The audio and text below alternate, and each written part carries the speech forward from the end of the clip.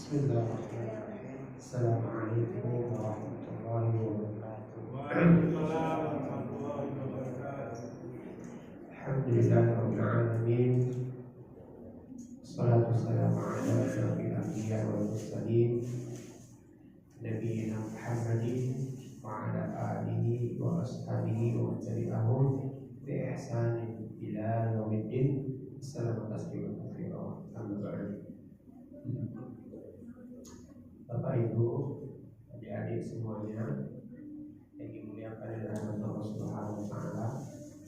Alhamdulillah, kembali di kesempatan yang penuh dengan kebahagiaan ini kita menyanjung memuji Allah Subhanahu wa taala dengan seindah-indahnya sanjungan dan sebaik-baiknya pujian. Kita bersyukur atas seluruh limpahan nikmat yang tetap tercurahkan, terlimpahkan kepada kita semuanya di tengah sedikitnya ketaatan yang kita lakukan pada saat banyaknya kemaksiatan yang kita kerjakan. Allah Subhanahu wa taala dengan sifat Rahman dan Rahimnya tetap melimpahkan kepada kita semuanya limpahan berkah dan rahmatnya.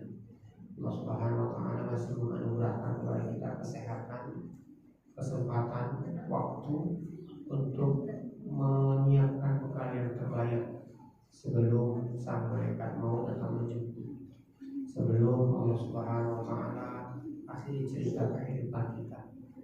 Kita berdoa, kita memohon, kita meminta kepadanya semoga di sisa-sisa umur ini, di sisa-sisa dari kehidupan kita di dunia ini, Allah Subhanahu wa taala berikan cahaya di hati kita, cahaya kesemangatan, cahaya hidayah, cahaya kesungguhan untuk tetap istiqomah di atas ketaatan, untuk selalu ikhlas berbuat semata-mata dalam rangka mencari ridhonya. Dan mudah-mudahan Allah Subhanahu wa taala jadikan ini semuanya sesuatu yang beristiqomahan sampai akhir hayat kita, sampai akhir Allah Subhanahu wa taala malaikat maut untuk menjemput kita.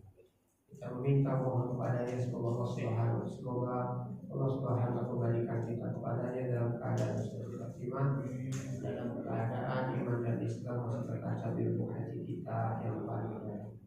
Amin ya Allah, amin ya Rahman, amin ya Rabbal alamin. Kita lanjutkan pembahasan kita Pak ya, dari al-marhalatul ula, yaitu tahapan yang pertama dari dakwahnya Rasulullah SAW, yang mana ini ada 3 tahapan kemarin yang sudah kita bahas ya. Dakwah secara sembunyi-sembunyi, kita kemarin sudah bahas 3 tahun lamanya Rasulullah SAW berdakwah secara sembunyi-sembunyi, dan yang mana Islam waktu itu disebarkan, disampaikan, didakwahkan hanya kepada sahabat, karib, kerabat, ya, orang-orang terdekat, ya, orang-orang terdekat yang memang sudah diyakini mereka adalah orang-orang yang akan menerima seruan dakwah ini, dan mereka adalah orang-orang yang betul-betul mencintai Rasulullah SAW. Sekarang kita bahas yang selanjutnya, yaitu tentang masalah as-salat, tentang masalah as-salat. Kata Syekh, wa kana fi awaili ma nazala al-amru bis-salat. Kata Syekh, dan adalah pertama kali diturunkannya perintah tentang salat itu, qala Muqatil ibnu Sulaiman. Muqatil ibnu Sulaiman berkata Pak, tentang masalah kapan waktunya ya, salat ini diperintahkan oleh Allah Subhanahu wa taala. Muqatil ibnu Sulaiman berkata, faradallahu fi awwalil Islam as-salatu rak'ataini bil ghadati wa rak'ataini bil 'ashi. Kata Muqatil Pak, Allah Subhanahu wa taala memerintahkan perintah salat ini ya di awal-awal Islam kata beliau raka'ataini bil ghada, 2 rakaat di waktu pagi hari, yaitu ghada ini Pak waktu terbitnya fajar shadiq sampai nanti terangkatnya matahari. Jadi kalau sekarang sholat apa ini Pak? Sholat subuh. Iya. Sholat subuh ya. Wa raka'ataini bil 'ashyi, dan 2 rakaat di waktu sore hari. Sore hari itu waktu 'ashyi ini Pak, waktu matahari itu mau sore hari nih Pak, sore hari. Berarti waktu asar lah ini kalau sekarang ini Pak. Waktu asar. Ini jadi di awal Islam ternyata perintah sholat itu sudah ada, tapi cuma berapa Pak? 2 rakaat. 2 rakaat di pagi hari dan 2 rakaat di sore hari ya, sore hari.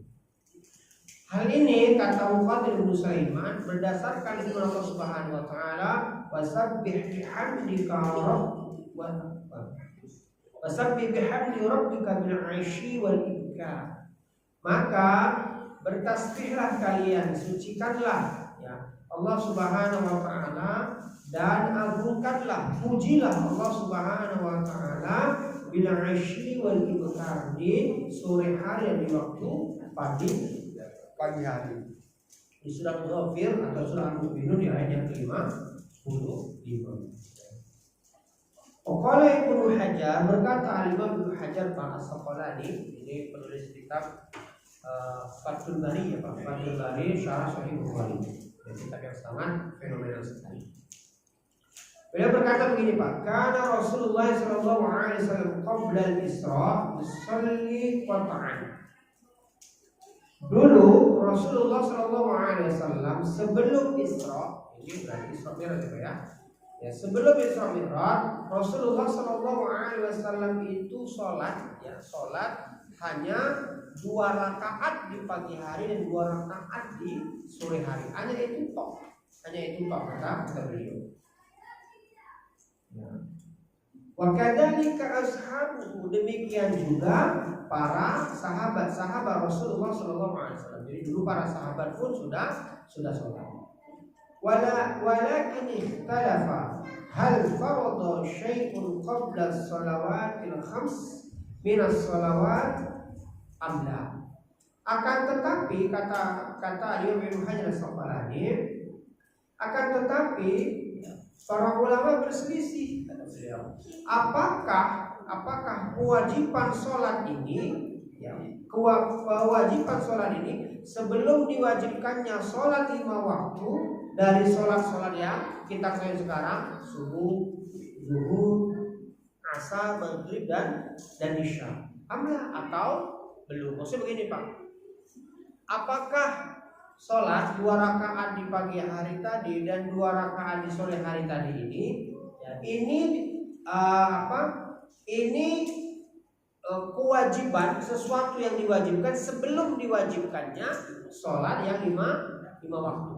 Kalau sholat 5 waktu itu sudah jelas Pak, kapan diwajibkan itu Pak? Waktu Isra Mi'raj itu. Nah, yang sholat 2 rakaat di pagi hari ini, yang sholat 2 rakaat di sore hari ini, ya, ini ulama berselisih pendapat apakah ini diwajibkan juga, ya diwajibkan ya, sebelum kewajiban dari sholat 5 waktu tadi atau enggak? Wakilah ada yang berkata Pak, innal fardhu kanat sholatu qabla tulu'i syams. Sesungguhnya yang diwajibkan itu adalah sholat sebelum terbitnya matahari. Berarti sholat apa ini Pak? Sholat fajar, sholat subuh ya Pak ya, sholat subuh. Wa qabla ghurubiha, dan sebelum terbenamnya. Jadi sholat apa ini Pak? Asar ya Pak ya, sholat asar. Nah ini kata intihar, selesai. Warawal Harits ibnu Usama, dan diriwayatkan oleh Al Harits ibnu Usama min tariqi ibnu Luhai'ah, dari jalannya ibnu Luhai'ah mausulan ya, secara mausul an Zaid bin Haritsah, dari Zaid bin Haritsah ya. Zaid bin Haritsah siapa ini Pak? Kemarin sudah kita bahas Pak, siapa Pak? Zaid bin Haritsah siapa? Anak angkatnya Rasulullah sallallahu alaihi wasallam, yang tadinya dia tawanan lalu menjadi budak dan dibeli oleh Ibunda Khadijah, ya lalu dimerdekakan dan dihadiahkan kepada Rasulullah SAW, suami beliau. Ini kata Zaid bin Harithah, anna Rasulullah sallallahu alaihi wasallam fi awwal ma auha ilaihi atahu Jibril. Kata Zaid bin Harithah, sesungguhnya Rasulullah sallallahu alaihi wasallam pada awal pertama kali pada awal pertama kali malaikat Jibril mendatanginya dan memberikan wahyu, fa'alimahu al-wudu, maka Rasulullah SAW diajari tentang berwudu. Jadi kata Zaid bin Harithah, ternyata malaikat Jibril itu pertama kali datang kepada Rasulullah SAW, malaikat Jibril itu mengajari wudu, tata cara wudu, tata cara bersuci, ya, tata cara membersihkan diri, berwudu, ya. Falamma faragha minal wudu'i akhadha ghurfatan min ma'i fanadhaha bihi farjahu. Maka setelah malaikat Jibril selesai mengajarkan tata cara wudu itu, maka yang pertama kali dilakukan oleh Rasulullah SAW sebelum berwudu, jadi pertama diajarin wudu ya Pak ya. Pertama diajarin wudu, setelah selesai diajarin wudu, maka yang pertama kali sebelum Rasulullah SAW berwudu, setelah beliau diajarin tata cara berwudu tadi Pak ya, apa yang beliau lakukan Pak? Ya. Kata Zaid bin Harithah, akhadha ghurfatan min ma'. Beliau mengambil satu gayung lagi nih, satu gayung dari air. Kemudian fanadhaha bihi farjahu, kemudian disiramkan ke bagian kemaluan beliau. Tuh. Nah ini sunnah ini Pak. Sunnah sambil sekarang. Jadi kita sebelum wudu Pak, bersihkan dulu apa Pak? Kemaluan kita, dicuci dulu Pak. Dicuci dulu, dibersihkan dulu, disiram dulu. Ya, salah satu sunnah itu. Ya. Waqad rawa Ibnu Majah bimaknahu, dan diriwayatkan juga oleh Al-Imam Ibnu Majah dengan riwayat dengan secara makna. Wa rawa nahwahu 'anil Barra ibn Azib, dan diriwayatkan juga semisal dengan yang kita sampaikan tadi dari sahabat Al-Barra ibn Azib, dan diriwayatkan juga dari Ibnu Abbas, ya, fi hadis Ibnu Abbas, di dalam hadis Ibnu Abbas, wa kana dzalika min awalil fardhah. Itu pengajaran tata cara wudu itu sebelum Allah Subhanahu wajibkan sholat fardu. Jadi sebelum Isra Mi'raj, sebelum diwajibkannya sholat fardu, malaikat Jibril pertama kali mengajari Rasulullah SAW apa? Tata cara wudu. Tata cara wudu. Berarti Pak, tata cara wudunya Rasulullah SAW itu langsung belajar kepada malaikat Jibril. Kira-kira malaikat Jibril siapa yang beritahu Pak? Allah. Ya. Makanya ketika Utsman bin Affan Pak, ketika beliau berwudu Pak, beliau berkata apa Pak? Beliau berkata, hakada ra'aitu Rasulullah sallallahu alaihi wasallam yatawaddo. Demikianlah kata Utsman bin Affan Pak, aku menyaksikan tata cara wudunya Rasulullah sallallahu alaihi wasallam. Makanya sekarang ini Pak, kita harus belajar nih Pak, bagaimana sih cara wudunya Rasulullah. Ada bukunya Pak, tipis kok Pak, kecil bukunya. Namanya judul bukunya itu Sifat Wudu Rasulullah. Pelajari itu Pak, pelajari. Karena itulah tata cara wudu yang dulu diajarkan oleh malaikat Jibril kepada Rasulullah sallallahu alaihi wasallam. Berarti begitulah tata cara wudu yang dikehendaki oleh Allah Subhanahu wa taala. Pelajari Pak, pelajari. Ya, jangan sampai kita tidak tahu perkara yang sangat dasar ini Pak. Ya, dasar ini. Karena kata Rasulullah, la sholata liman la wudu'alah. Tidak ada sholat bagi orang yang tidak berwudu. Berarti tidak sah sholat kita kalau tidak sah, tidak benar tata cara wudu kita. Itu harus belajar apa ya? Nanti lama-lama kita belajar. Wa qad dzakara Ibnu Hisham anna Nabiy sallallahu alaihi wasallam wa ashabuhu kanu idza hadaratis shalat dhahabu fi sya'ab. Dan diriwayatkan oleh dan disebutkan oleh Al-Imam Ibnu Hisham bahwasanya Nabi kita yang mulia Muhammad SAW beserta para sahabatnya apabila masuk waktu sholat, berarti sholat pagi tadi apa ya, sama sholat sore tadi, maka mereka itu mereka akan pergi Pak. Mereka akan pergi ke tempat yang sunyi, ke tempat yang sepi, ke tempat yang tidak ada orangnya. Ya. Lalu mereka apa Pak? Fastakhafu bisolatihim min qaumihim. Lalu mereka mengerjakan sholat. Jadi dulu para sahabat Pak, Rasulullah SAW Pak, mereka itu di awal-awal Islam mereka itu kalau pas waktu masuk sholat mereka itu sembunyi, cari tempat yang sepi, cari tempat yang sunyi, lalu sholat. Kenapa Pak? Karena mereka takut ketahuan kaumnya. Berapa lama ini Pak? Sholat sembunyi-sembunyi ini Pak? Berapa lama Pak? 3 tahun, ya Pak ya? 3 tahun sembunyi-sembunyi sholatnya ini Pak. 3 tahun sholat sembunyi, jadi gak ada yang tahu Pak. Gak ada yang tahu, ya. Dan ini Pak, waktu saya masih waktu saya di Jakarta Pak. Waktu saya di Jakarta, waktu kuliah saya Pak, waktu kuliah S1 ya Pak ya. Ada teman yang ngajak saya itu Pak, katanya belajar agama Islam. Karena waktu itu kan saya baru belajar agama Islam Pak. Ngajak belajar agama Islam katanya, saya semangat Pak. Saya diajak mana? Diajak ke Bogor Pak. Dia Bogor. Tempatnya saya nggak tahu secara persis mana Pak. Pokoknya di Bogor lah, jauh gitu Pak. Karena setelah naik kereta turun di stasiun Bogor itu kita naik bis lagi, tapi itu naik mobil 2 kali. Di mana saya nggak tahu juga tempatnya itu Pak. Lupa saya. Nah setelah itu kita belajar agama itu Pak. Nah katanya Pak yang ngajarin kita agama itu, dia katanya sekarang kita fase soal ibadah sembunyi-sembunyi. Jadi kita sekarang sholat tidak boleh ditunjukkan terang-terangan. Ini fase kita adalah fase berdakwah, ya fase beribadah secara sembunyi-sembunyi. Ya saya ikut aja Pak, saya nggak percaya Pak. Saya ikut aja gitu Pak, saya percaya gitu Pak. Jadi waktu itu setelah pulang itu Pak sholat maghrib saya pergi ke ini Pak, saya pergi ke kawasan industri Pulau Gadung Pak, karena saya waktu itu saya kontrak di di Buaran Pondok Kopi. Oh iya Pak ya. Kakak saya kontrak di situ, saya tinggal sama kakak saya waktu itu. Jadi waktu mau azan tuh Pak, saya pergi tuh Pak, saya pergi ke mana?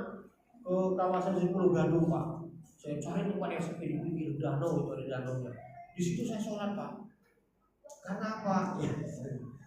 Dan setelah saya belajar agama Islam yang benar gitu Pak, ternyata ini mungkin Pak dalil yang diambil itu Pak. Sholat sembunyi gimana?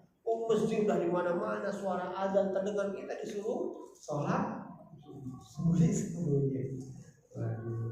Dulu iya Pak, dulu Islam masih asing. Ini awal-awal penyebaran Islam, betul. Rasulullah dakwahnya sembunyi-sembunyi, beribadahnya pun sembunyi-sembunyi. Nah kita sekarang mah enggak ya Pak ya.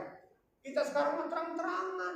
Azan sudah berkumandang, masjid tegak berdiri di mana-mana. Ya udah.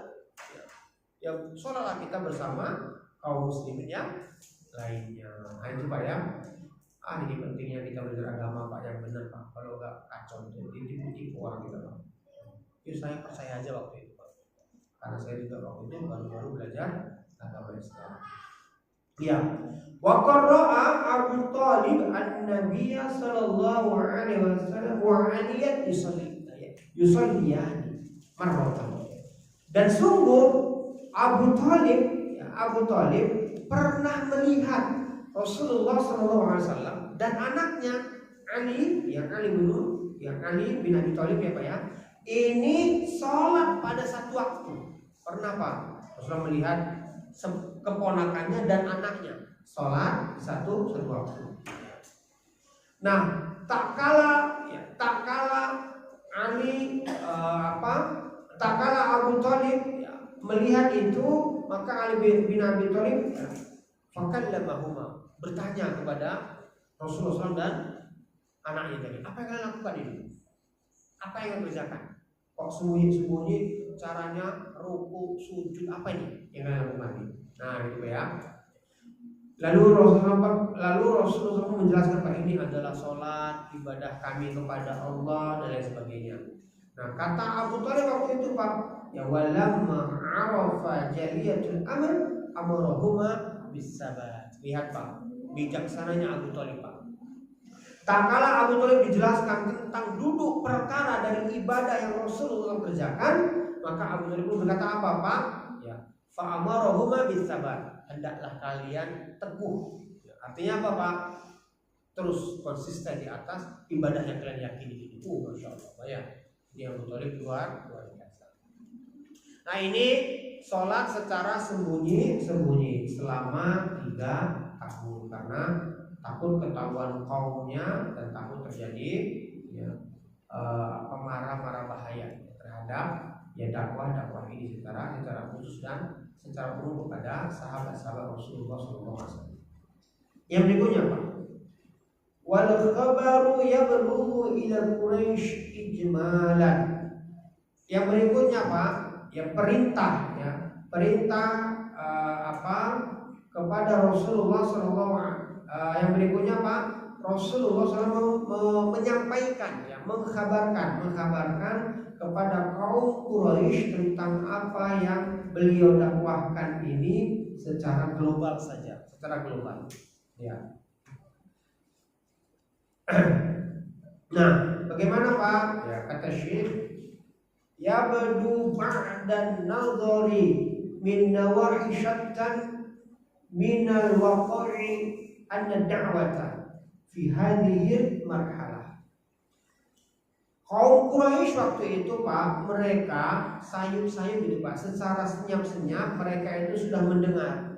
Mereka sudah mendengar ada berita, ada kabar bahwasannya Rasulullah SAW ini Muhammad ini berdakwah dengan dakwah yang sangat jauh dari apa yang selama ini diyakini oleh kaum Quraisy. Apa itu menyembah berhala. Tapi orang kaum Quraisy waktu itu Pak, ya kaum Quraisy waktu itu tidak terlalu menganggap, biarlah itu paling ini aja gerakan-gerakan ini saja gitu ya Pak ya. Jadi hanya dianggap sebagai ini saja sesuatu yang mungkin anak muda gitu ya Pak ya. Anak muda semangatnya ingin pembaharuan dan sebagainya lah. Jadi mereka anggap biasa saja. Dan mereka menganggap apa yang didakwahkan oleh Rasulullah SAW ini sebagaimana dulu yang pernah dilakukan oleh Kamasona Umayyah ibnu Abi Salah. Dulu ada namanya Pak Umayyah ibnu Abi Salah. Umayyah ibnu Abi Salah ini Pak adalah orang yang ketika melihat fenomena di masyarakat menyembah batu, ya, yang dipahat dengan tangan sendiri, lalu diibadahi, lalu ditawafi, dikelilingi, dimintai, itu dia menentang Pak. Secara nurani dia itu melawan, menentang. Dan dia tuliskan itu di syair-syairnya Pak, dituliskan di syair-syairnya tentang perbuatan orang-orang yang lemah akal gitu Pak. Belum kata ini perbuatan orang-orang yang lemah akal, perbuatan orang-orang yang bodoh, jauh dari fitrah, itu dia tuliskan di syair-syairnya Pak. Tapi orang nggak nganggap Pak. Nggak nganggap. Ini jauh sebelum Rasulullah SAW lahir Pak. Dan dilakukan oleh Waqqas ibnu Sa'idah. Waqqas ibnu Sa'idah pun sama Pak. Dia pun melakukan menentang perbuatan kaum Quraisy dengan syair-syairnya.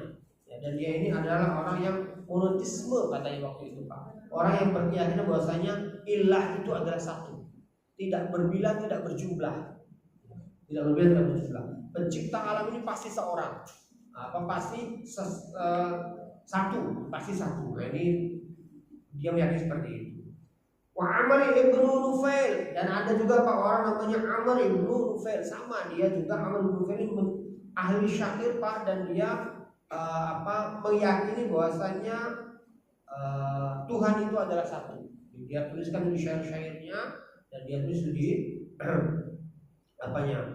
karena mereka seorang pujangga ini Pak ya. Tapi tidak ada yang nganggap, nggak ada yang ngikutin. Tidak ada yang nganggap, tidak ada yang ngikutin. Dan orang-orang Quraisy waktu itu menganggap Pak, mengira dakwah yang dilakukan oleh Rasulullah SAW. Kalau mereka sudah dengar nih Pak, sudah dengar mereka secara sayup-sayup, dengar mereka ada kabarnya, dengar. Ya, bagaimana mereka tahu bahwasanya rumah rumah Al-Arqam waktu jadi tempat pertemuan. Jadi tempat pertemuan mereka sudah dengar, tapi mereka abaikan. Cuma paling gini aja itu, Bang. Ya, biasalah anak-anak muda, itu mungkin Pak.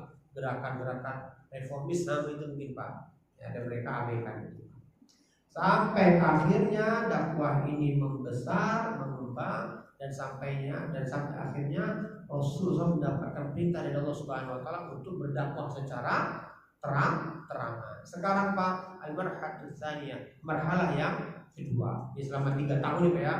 Selama 3 tahun berdakwah secara sembunyi-sembunyi.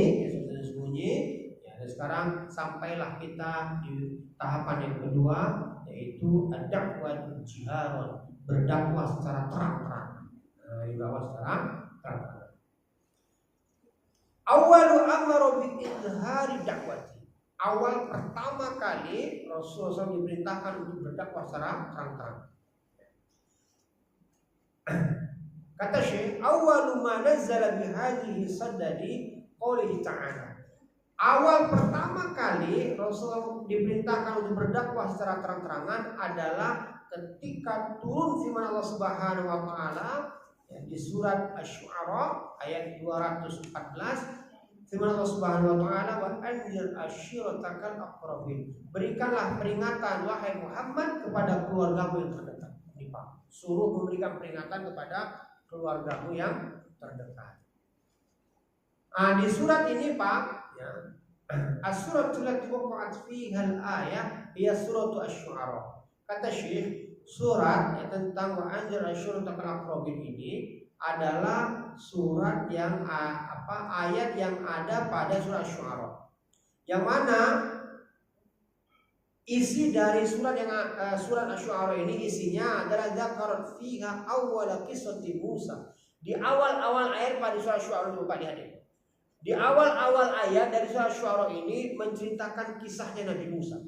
Kisahnya Nabi Musa, ya, alaihi salam. Ya. Min bidayati nubuwati ila hijrati ma'a bani Israil. Dari awal permulaan Nabi Musa diangkat menjadi seorang nabi sampai beliau hijrah, sampai Nabi Musa hijrah bersama Bani Israel kemana Pak? Ke Palestina, ya, ke Palestina. Ya. Dari Mesir ya, ke Palestina hijrah. Diceritakan tuh Pak di surah Asy-Syu'ara. Ya, surah Asy-Syu'ara. Ya. Ini wa najathum min fir'aun wa qaumihi, dan bagaimana Allah Subhanahu menceritakan tentang Allah menyelamatkan Nabi Musa beserta kaumnya dari kejaran Fir'aun. Wa ighraqu ali fir'aun ma'ahu, dan Allah pun ceritakan di surah Asy-Syu'ara itu bagaimana Allah menenggelamkan Fir'aun bersama orang-orang yang mengikutinya, yaitu bersama bala tentara pasukannya. Ya. Wa qad ishtamalat hadhihi al-qissah ala jami'il marahil allati marra biha Musa alaihi salam. Dan di surat Asy-Syu'ara ini di awal ayatnya ini semuanya menceritakan kisahnya Nabi Musa mulai pertama kali diangkat menjadi nabi, berdakwah kepada Fir'aun, lalu dimusuhi oleh Fir'aun, perang bersama Fir'aun, lalu pergi bersama kaumnya, menyeberangi lautan, lalu hijrah ke Palestina, sampai akhirnya dimenangkan oleh Allah Subhanahu wa taala dengan tenggelamnya Fir'aun di laut Merah. Nah, ini Pak. Nah, ini ternyata kata ulama kita, ini ternyata bagaimana Allah Subhanahu wa taala hendak memberikan gambaran awal, gitu ya. Gambaran awal kepada siapa? Kepada Rasulullah SAW beserta kaumnya. Engkau wahai Muhammad beserta para sahabatmu nanti akan bermusuhan. Nanti akan saling mengangkat senjata, berperang melawan siapa? Melawan kaummu. Dan engkau nanti akan berperang, engkau nanti akan hijrah. Ya, hijrah kemana belum tahu nih Pak. Belum tahu. Engkau nanti akan hijrah dan di saat engkau akan dimenangkan, musuh-musuhmu akan dikalahkan. Itu ternyata. Baru sampailah di ayat wa anzir ashiratakal aqrabin. Berikanlah peringatan wahai Muhammad kepada keluargamu yang terdekat. Ini yang Allah Subhanahu wa taala berikan gambaran kepada Rasulullah SAW beserta para sahabatnya, para sahabatnya. Lalu ad-da'watu fi aqrabin. Lalu mulailah Rasulullah berdakwah kepada keluarga terdekat. Keluarga dekat. Awal ma fa'ala Rasulullah SAW ba'da nuzul hadhihi al-ayah annahu da'a Banu Hashim fa hadaru wa ma'ahum nafaru min Bani Al-Muttalib ibn Abdul Manaf fa kanu 45 rajulan. Kata Syekh, pertama kali yang dilakukan oleh Rasulullah SAW setelah turun surat Asy-Syu'ara tadi, ayat 214 tadi, Pak, pertama kali yang beliau lakukan adalah beliau mengumpulkan anak-anaknya Hashim, ya, anak-anaknya seperti anak kakek beliau, anak kakek moyangnya beliau. Fahadharu, maka hadirlah, Pak, hadirlah anak-anaknya Hashim, yaitu paman-paman beliau, ya, dari Bani Al-Muttalib, dari Bani Al-Muttalib bin Abdul Manaf. Hadir, Pak. Jumlahnya kira-kira fakanu 45 rajulan. Jumlahnya kira-kira 45 orang. Hadir, Pak, dari paman-pamannya Rasulullah, Pak, hadir.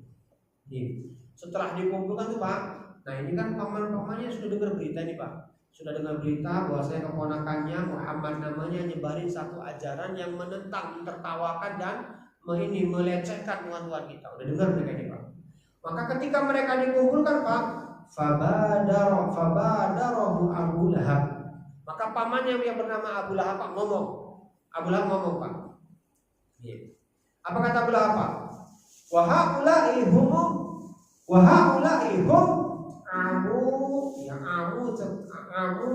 amu matuka wa banu ammaka fakallama waddan soba. Kata Abu Lahab, wahai Muhammad, ini yang berkumpul ini adalah paman-pamanmu nih. Yang berkumpul inilah paman-pamanmu dan anak-anak dari pamanmu, ya, anak-anak dari pamanmu, ya. Oleh karena itu, wahai Muhammad, fatakallam, maka silahkan kau bicara, silahkan kau ngomong, mau ngomong apa, ya. Tapi wada'a as-soba, tapi jangan kekanak-kanakan, jangan kekanak-kanakan.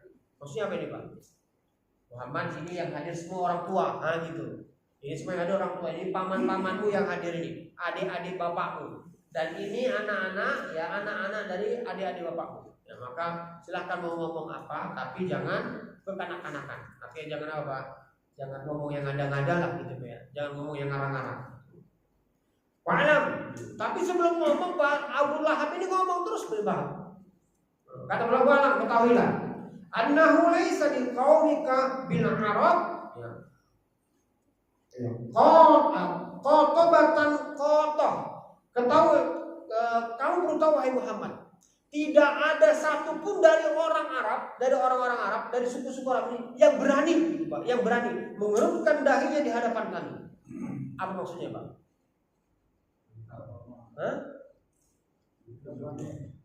Segan. Iya, nggak berani macam-macam lah gitu, nggak berani macam-macam. Misalkan Abu Lahab lewat, atau Abu Jahal lewat, atau Walid bin Mughirah lewat, gitu, Pak. Nggak akan ada orang Arab, ya, selain dari Bani Hashim itu, Pak, nggak akan ada yang berani. Nah, memandang sini segitu, Pak, nggak ada. Kenapa? Takut semuanya, gitu, Pak, ya, takut. Ya, biar kau tahu, ya Muhammad, ada gitu, ya, Pak, ya. Kalau istilah kita sekarang itu, ya, Pak, ya, nggak ada, ya. Wa ana ahaqqu min akhdika. Aku, wahai Muhammad, yang pertama kali akan menghukummu kalau engkau mengumpulkan kami hanya untuk, ya, kamu hina-hina lagi, kamu lecehkan. Apa yang kamu pertama hukum? Pamannya ini, Pak. Paman ini, Pak, yang ngomong begini. Ya. Wa hasbuka banu abika. Wahai Muhammad, udahlah. Ya. Aku udah tahu kok apa yang kamu lakukan. Sekarang cukuplah kamu dengan apa yang telah diajarkan oleh bapak-bapakmu. Maksudnya apa, Pak? Iya, maksudnya tetaplah engkau di ajaran nenek moyangmu. Wih, jangan nyeleneh, nah gitu, Pak, ya. Jangan nyeleneh. Seperti saya, Pak, waktu pulang kampung gitu, Pak. Kata keluarga saya itu, Pak, paman saya, Apalah pula jenggot-jenggotan gini macam teroris. Belum, udah jangan aneh-aneh lah. Kayak orang-orang aja gitu, Pak. Kayak orang-orang aja kayak gitu, Pak. Kalau azan setiap azan pergi ke masjid kan, sholat mau biasa-biasa aja. Maksudnya biasa apa itu, Pak? Maghrib doang ternyata. Ternyata sholat itu maghrib doang, Pak. Di kampus itu ada masjid, Pak. Di kampusnya ada masjid, Pak. Karena dekat daerah transmigrasi, Pak. Di kampusnya itu ada masjid, Pak. Itu azan cuma sekali, Pak. Kapan, Pak? Maghrib doang, Pak. Zuhur gak ada yang azan, Pak. Asar gak ada yang azan, Pak. Subuh apalagi, Pak? Iya, subuh apalagi? Isya udah gak ada, Pak. Maghrib doang, Pak. Maghrib doang. Udah kayak orang-orang itu aja. Hah? Jadi soalnya maghrib doang, Pak. Itu di kampung saya itu asli, Pak. Sampai sekarang, Pak. Sampai saya makanya waktu saya pesantren tuh, Pak. Saya pesantren 2 tahun pesantren, saya pulang itu, Pak. Saya azan dulu, saya bilang dia udah sholat biasa aja, jangan kayak ini. Jangan kayak apa gitu kata paman saya dulu. Nah inilah yang dikatakan oleh paman-pamannya Rasulullah SAW, jangan aneh-aneh kamu. Ikuti saja ajaran nenek moyang kamu. Ngapain? Mau buat apa kamu? Ya. Mau buat apa? Tapi Pak, ini Pak, paman-paman Rasulullah ngomong begini Pak, itu enggak apa Pak, enggak apa. Kan ini kan gaya kita saja kasar Pak, tapi enggak berani kasar ini Pak saya mereka Pak. Kenapa Pak? Kenapa Pak? Mereka segan dengan Khadijah Pak, istrinya kaya raya ya Pak ya, kaya raya. Juga bernama Khadijah Pak. Makanya mereka nggak berani itu Pak. Khadijah di sini orang kaya raya, kaya raya. Dari dulu Pak sampai sekarang Pak, orang kaya dihormati Pak. Dari dulu Pak, orang yang punya harta itu sangat dihormati Pak. Dan mereka segan ini Pak.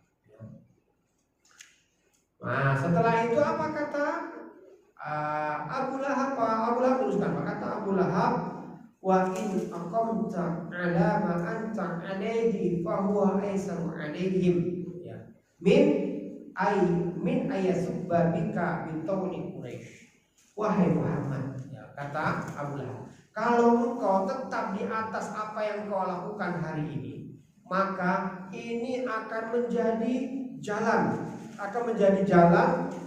bagi kaum-kaum yang lain, kabilah-kabilah yang lain untuk mencela, untuk menghina, untuk merendahkan ya, kaum Quraisy, orang Quraisy. Ya.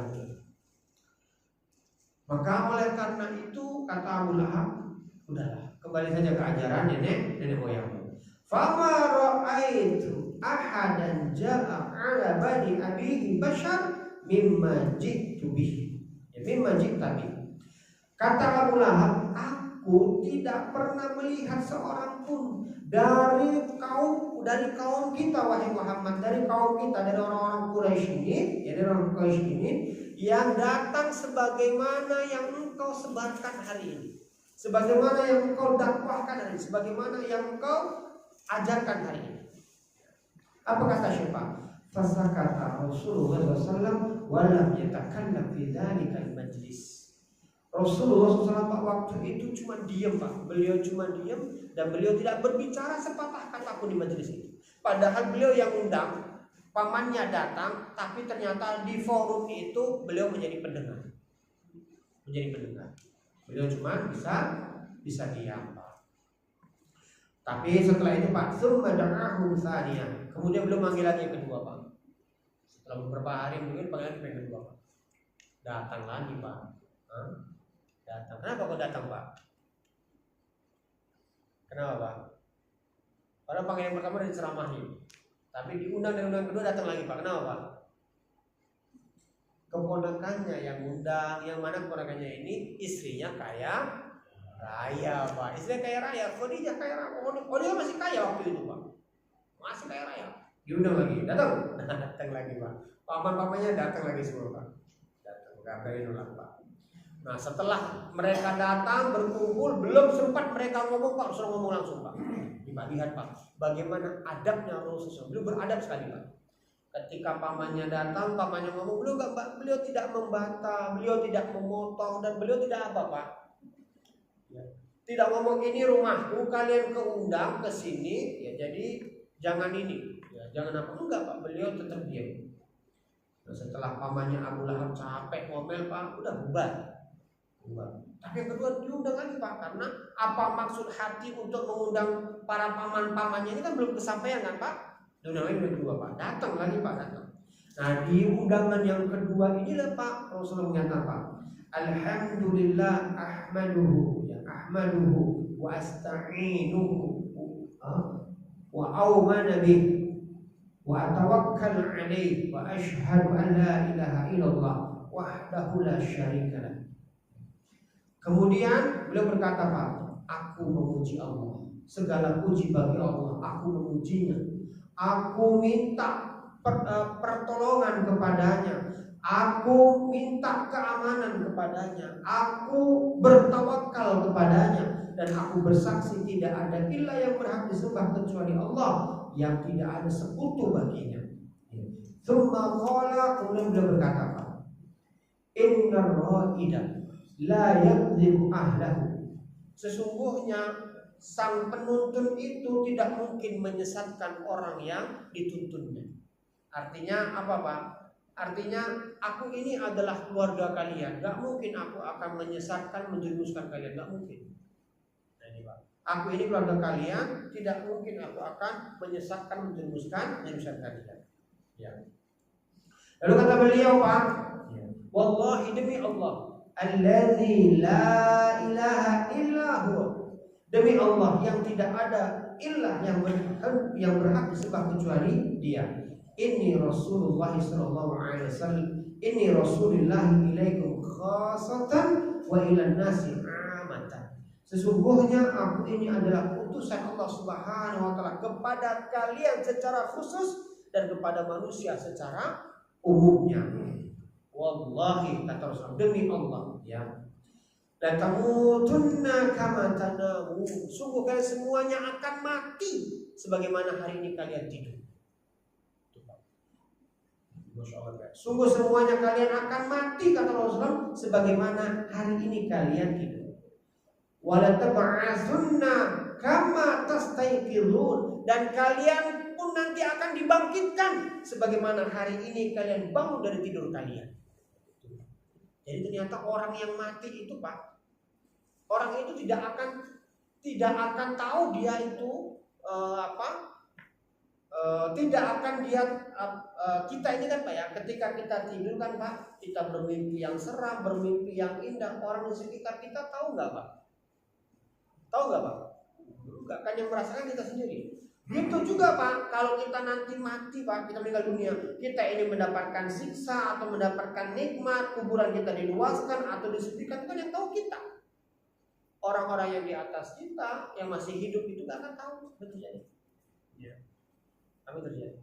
Tahu-tahu kita nanti bangun dari tidur kita. Ini tahu-tahu nanti kita bangkit dari kematian kita. Nah, begitulah Pak kata Rasulullah. Sungguh kalian nanti pun akan dibangkitkan sebagaimana hari ini kalian terbangun dari tidur kalian. Wala tuhasibna bima ta'malun, dan sungguh kalian semua akan dihisab. Apa amal yang kalian kerjakan ini akan dihitung, akan dihisab sebagaimana ya apa-apa yang telah kalian lakukan. Wa innahal jannata abada wan nar abada. Dan sesungguhnya surga itu ada dan kekal abadi, dan neraka itu pun ada serta kekal abadi. Faqala Abu Thalib. Lihat Pak, ini Abu Thalib Pak. Tadi Abu Lahab ngomong ya Pak ya. Yang lainnya diam semua Pak. Dia Abu Thalib ngomong Pak. Ya. Apa Abu Thalib Pak? Ma ahabba ilaina, ya, ma ahabba ilaina mu'awanataka wa aqbalana li nasihatika wa ashaddu tasdiquna li haditsika. Kata Abu Thalib, wahai keponakanku, ya wahai keponakanku, ya, sesungguhnya kami tidak akan mau menjadi penolongmu dalam perkara ini, dan kami pun tidak bersedia menjadi penasehatmu ya dalam urusan ini, dan kami pun tidak akan membenarkan apa yang kau ucapkan. Wa haula'i banu abika mustami'un. Ini kami semua, kata Abu Thalib, kata ini semua, kami semua, ya, anak-anak dari anak-anak dari pamanmu dan paman-pamanmu ini, ya, pamanmu ini, kami sudah sepakat. Kami sudah sepakat, kami semuanya sudah konsensus, sudah konsensus bahwasanya kami tidak akan pernah menjadi penolongmu, penasehatmu, atau orang yang membenarkan apa yang engkau katakan. Wa inna ma'ana ahaduhum, ya, wa inna ma'ana ahaduhum ghairu anni asruhu ila madhin. Kecuali aku, kata Abu Thalib. Kecuali aku kata Abu Thalib, bahwasanya aku adalah salah seorang yang tidak akan seperti paman-pamanmu ini. Aku akan menjadi penolongmu dan aku akan menjadi pendukung apa yang engkau lakukan ini. Abu Thalib yang langsung ngomong nih, Pak. Ya. Paman-paman ini enggak nih, Abu Lahab, Abu Jahal semuanya ini, ya enggak, mereka enggak. Maka apa kata Abu Thalib, Pak? Ya, fammam lima amartuka. Maka bangkitlah wahai Muhammad, bangkitlah wahai keponakanku. Ya, bangkitlah. Ya. Silakan engkau berdakwah sebagaimana yang diperintahkan. Fa wallahi demi Allah la azalu, ya, demi Allah la azalu ahwatuka wa amna'uka. Demi Allah, aku akan senantiasa menjadi pelindungmu dan aku akan senantiasa menjadi penolongmu. Ghairu anna nafsi la tutawi'ani ala firati dini Abdul Muttalib. Kecuali, kata Abu Thalib, satu saja, aku, ya, tidak akan meninggalkan agama dari agama Abdul Muttalib. Siapa Abdul Muttalib ini, Pak? Bapakku.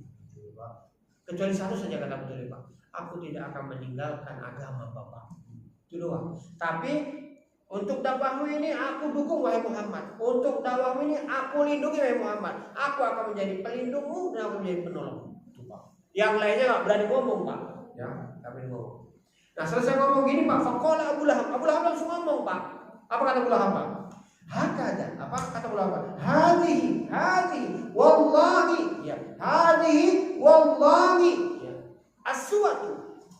Ini demi Allah, kata Abu Lahab, ini kabar buruk. Demi Allah, ini kabar buruk. Khudhu ala yadihi qabla an ya'khudha ghairukum.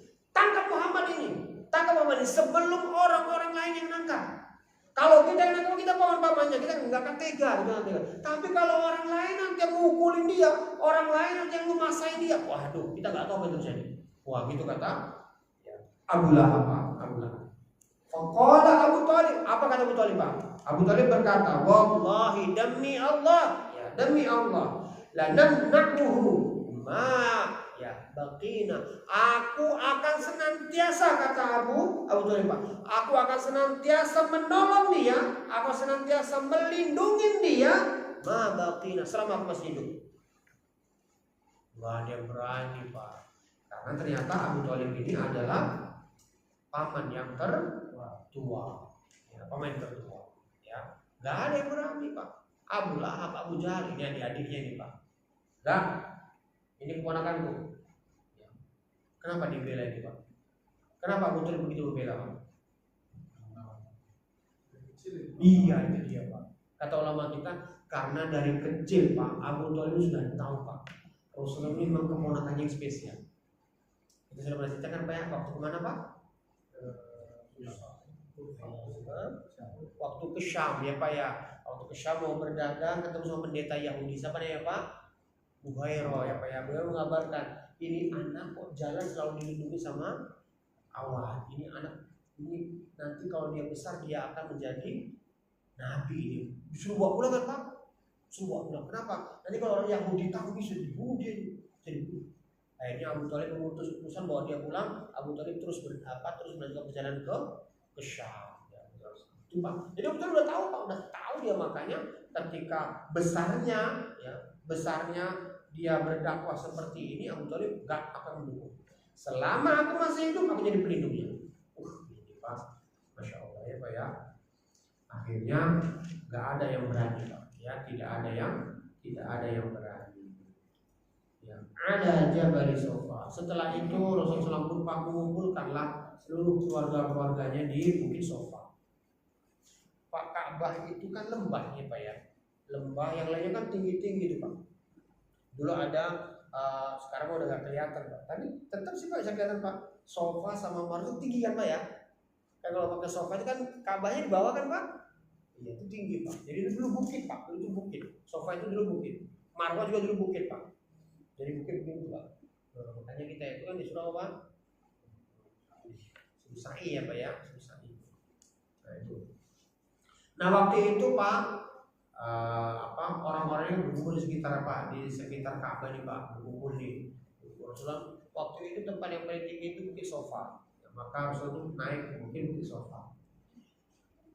Ba'da ma ta'akkad an-nabiy sallallahu alaihi wasallam min ta'ahudi Abi Thalib, ya. Setelah Rasulullah begitu yakin bahwasanya pamannya Abu Thalib akan senantiasa melindunginya, menjaganya, ya, maka akhirnya Rasulullah pun mengumpulkan para ya suku-suku dari kafir, dari orang-orang Quraisy. Wa huwa yuballighu an rabbih, dan dia menyampaikan apa yang diperintahkan oleh Allah Subhanahu wa taala. Qama yauman 'ala Sofa. Pada satu hari Rasulullah berdiri di bukit Sofa. Ya. Fasorokha. Jadi sorokha itu artinya mengangkat suara Pak, berteriak. Gimana? Ya sobahah, wahai kalian, ya sobahah itu kalau kita wahai para saudara-saudari. Nah gitu loh. Ya. Nah, wahai para saudara-saudariku. Gitu ya Pak ya. Wahai saudara-saudariku. Fastama'a ilaihi bitawli Quraisy. Maka akhirnya berkumpullah semuanya Pak. Suku-suku dari kaum Quraisy. Suku berkumpul Pak dari Abdul Manaf, dari Bani Hashim, berkumpullah semuanya Pak. Fada'ahum ila tauhidi wal imani bi risalatihi bil yaumil akhir. Maka Rasulullah mendakwahin, ya, menyeru kepada para kaumnya waktu itu dengan dakwah tauhid, iman, untuk beriman dengan risalah ya yang beliau bawa, dan beriman dengan hari akhir, ya, beriman dengan hari akhir, yaitu hari-hari kiamat. Wa qarrawa al-Bukhari, sungguh telah diriwayatkan oleh Imam Bukhari min hadhihi kisah, tentang kisah ini dari Ibnu Abbas. Qala, ya, Ibnu Abbas berkata, lamma nazalat wa anzal asyiratal aqrabin, tak kala turun Allah Subhanahu wa taala di surah Asy-Syu'ara ayat 214 tadi, dan berilah peringatan kepada para terdekatmu. Sa'idan Nabi sallallahu alaihi wasallam ala Sofa. Rasulullah SAW naik ke bukit Sofa. Faja'ala yunadi ya bani Fihr.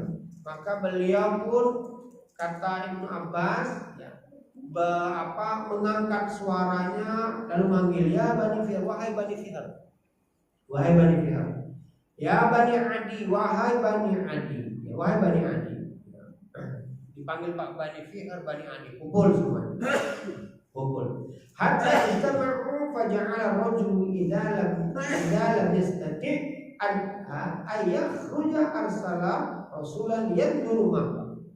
Sampai-sampai Pak, kata Ibnu Abbas, kalau ada orang yang mungkin dia nggak bisa datang karena sakit gitu ya, karena sakit, karena Rasulullah mengangkat suara tadi, wahai Bani Fihr, wahai Bani Adi, beliau angkat suara Pak, sampai kalau ada orang yang sakit di rumahnya yang mendengar suara itu, tapi nggak bisa datang Pak, dia utus orang Pak, coba ada apa? Kok Muhammad manggil? Ada apa? Ya, coba datang ke sana, nanti sampaikan beritanya kepada Muhammad itu Pak, sampai mereka berkumpul semuanya Pak, berkumpul semuanya.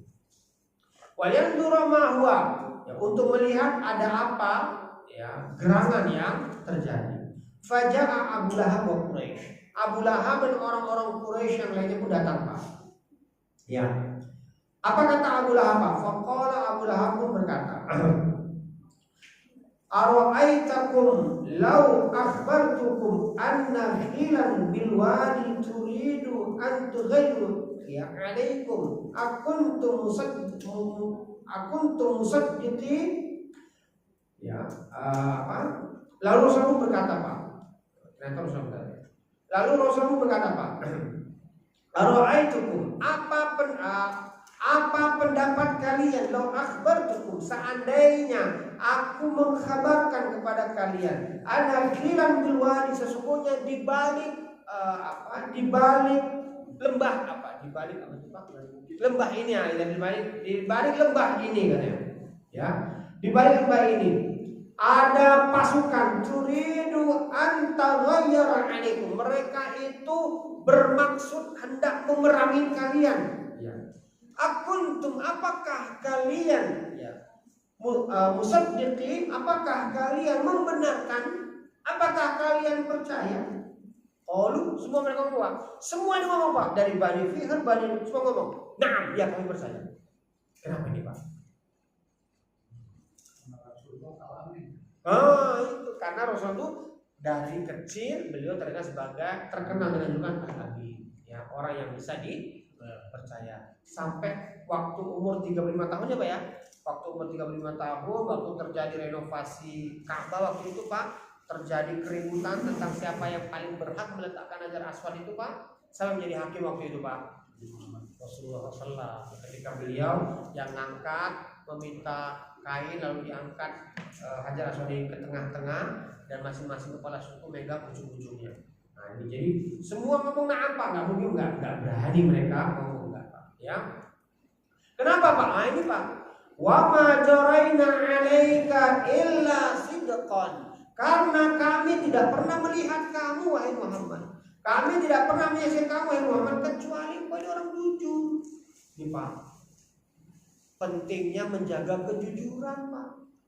Karena sekali kita bohong, apa yang kita omongkan itu orang apa Pak? Ragu ya Pak ya. Benar nggak ini jangan-jangan bohong gitu kan Pak ya. Kemarin juga bohong gitu kan Pak ya. Kemarin juga bohong, ragu Pak. Rasulullah enggak. Ya. Lalu apa Rasulullah Pak? Qala beliau berkata, fa inni nadhirun lakum. Maka sesungguhnya aku peringatkan kepada kalian baina yaday adzabun syadid. Sesungguhnya ada azab yang sangat keras, ada siksa yang sangat dahsyat.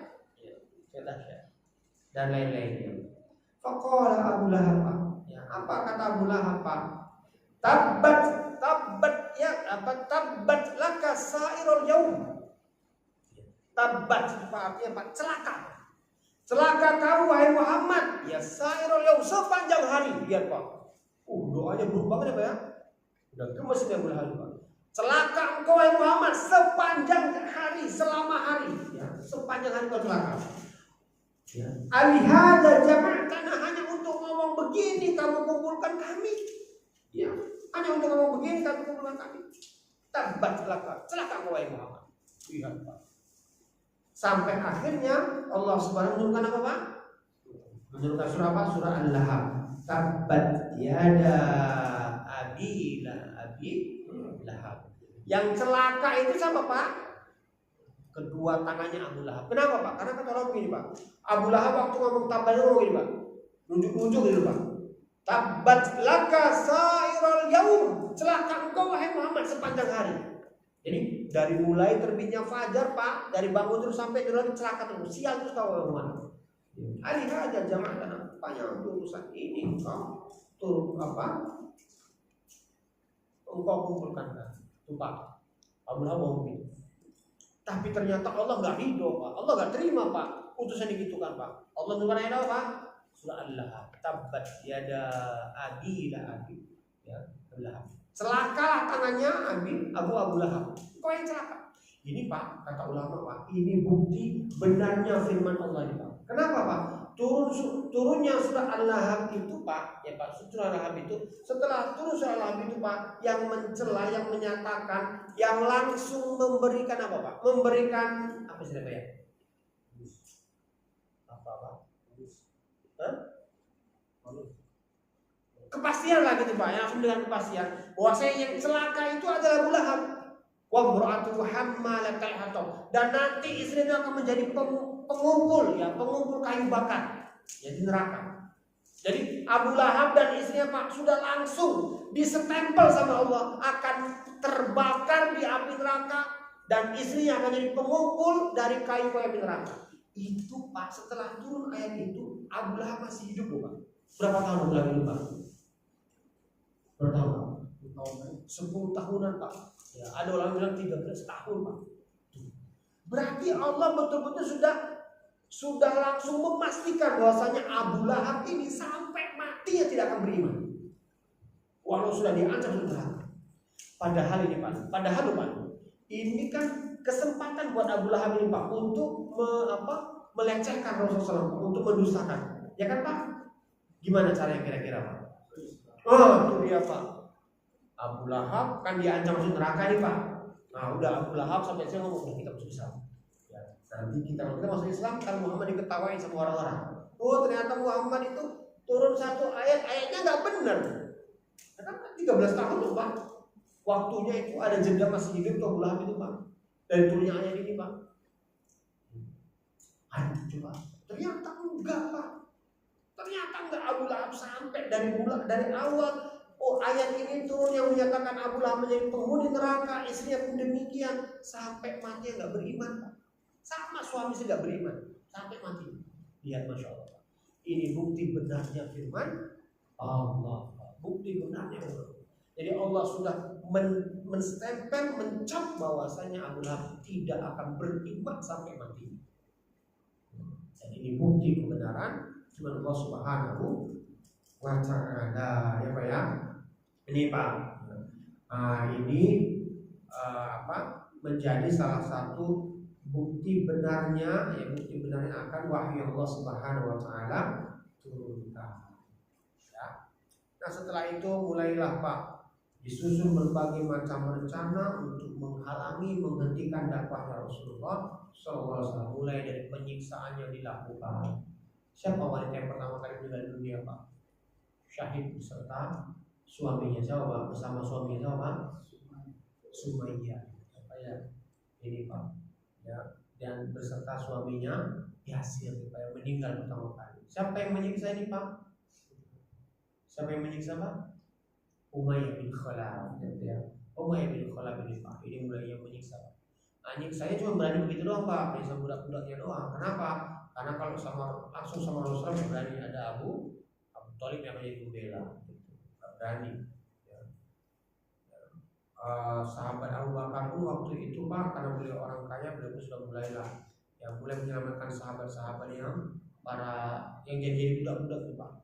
Beliau ya, sahabat Abu Bakar melihat sahabat Bilal disiksa Pak, dijemput tengah terik matahari. Ya beliau tanya, ini budak siapa?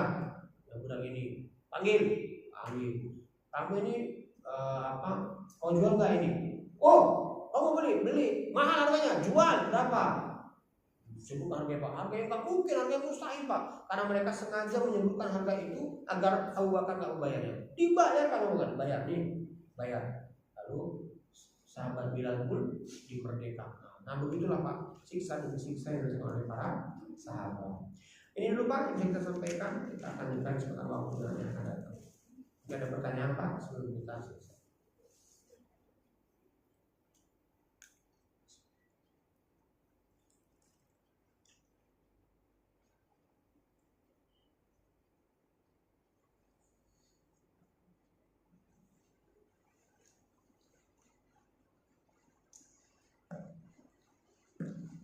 Baik, kalau pertanyaan kita dengan doa kaum sendiri. Subhanallah Allahumma wa bihamdika asyhadu an la ilaha illa anta astaghfiruka wa atubu ilaik. Akhir dawana. Assalamualaikum warahmatullahi wabarakatuh. Kalau banyak dua kajian berapa? Apa itu Pak? Kan nanti insya Allah kan kalau ketetapan dari pemerintah kurban kan Idul Adha kan hari Jumat. Iya Pak. Itu dimakan. Itu kalau pemakaman hewan kurban kalau dibutuhkan atau tidak boleh Pak, kan ini Pak.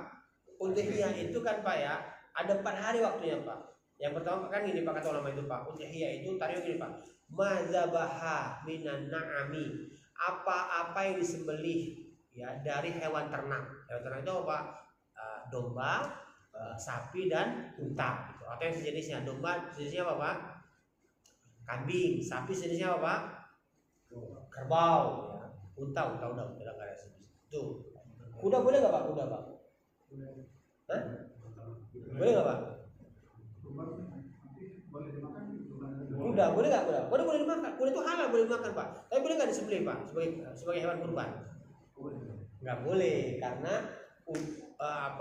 kuda itu bukan hewan ternak itu Pak. Emang hewan tunggangan kan itu Pak, yang dipekerjakan gitu. Nah ini Pak, madzabaha minan na'ami yauman nahri wa ayamat tasyrik kata ulama. Jadi udhiyah itu Pak, apa-apa yang disembeli pada hari nahar itu tanggal 10 Dzulhijjah, wa ayamat tasyrik, dan di hari-hari tasyrik min Dzulhijjah dari bulan Dzulhijjah. Hari tasyrik itu Pak tanggal 11, 12, 13. Jadi ada 4 hari nih Pak. Kalau misalkan hari Jumat itu nggak mau dilakukan karena mau ada Jumatan gitu Pak ya, kita sepakat semuanya Pak, pengkurban dan panitia sepakat disembelih hari Sabtu, boleh nggak? Boleh. Disembelih hari Ahad, hari Minggu, boleh nggak Pak? Boleh. Disembelih hari Senin, boleh nggak Pak? Boleh Pak.